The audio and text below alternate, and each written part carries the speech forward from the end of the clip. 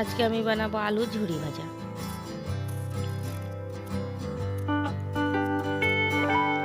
তো এখানে নিয়েছি আমি আলুগুলোর খোসা আগে ছাড়িয়ে নিয়েছিলাম। তো একটা গ্রেটার দিয়ে আমি এবার আলুগুলোকে গ্রেট করে নিব। তো এইরকমভাবে আলুগুলো গ্রেট করলে লম্বা লম্বা হবে। তো দেখুন আমার আলুগুলো গ্রেট করানো হয়ে গেছে।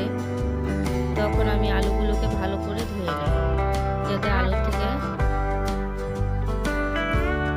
নোংরা জলগুলো সব বের হয়ে যায়। দেখুন এরকম করে আমি আলুগুলোকে 2-3 বার করে ধুয়ে নিলাম।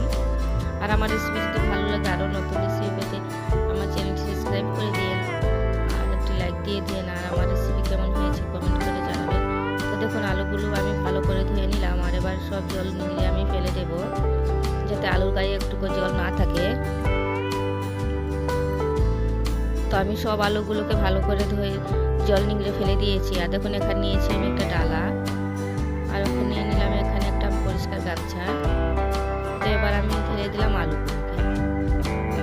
তো আলুগুলোকে আমি কিছুক্ষণ রোদের মধ্যে শুকিয়ে দেব।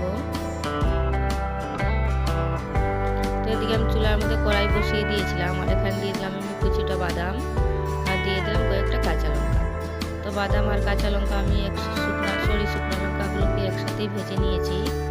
তো দেখুন আমার লঙ্কাও বাদাম ভাজানো হয়ে গেছে। তো এবার আমি এগুলোকে তুলে নিলাম, সবগুলোকে আমি তুলে। আর এদিকে দেখুন আমার আলুর জল শুকিয়ে গেছে। তো আমি সেই কড়াইয়ে আবার ঢেলে দিলাম আলুগুলোকে। তো আলুগুলোকে আমি একদম ভালো করে ভেজে নিব, মুচমুচে করে। তো দেখুন আমার আলুগুলো বেশ মুচমুচে করে ভাজা হয়ে গেছে। তো এবার আমি আলুগুলোকে তুলে নিলাম। তো আমি সব আলুগুলোকে ভেজে নিয়েছি, আমি আর আলু ভাজতে দেখাইনি। তো দেখুন আলু ভাজাগুলো কত সুন্দর হয়েছে। তো সেই কড়াই আমি দিয়ে দিলাম ওখানে আবার কারি পাতা। তো কারি পাতাগুলো আমার ভাজানো হয়ে গেছে দেখুন। তো পাতাগুলোকে এবার আমি তুলে নিলাম।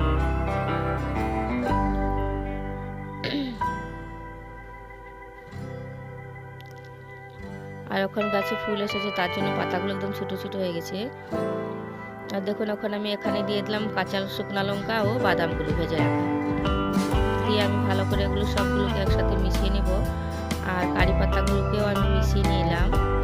আর দেখতে কত সুন্দর দেখাচ্ছে দেখুন, আর খেতেও বেশ দারুণ হয়েছিল।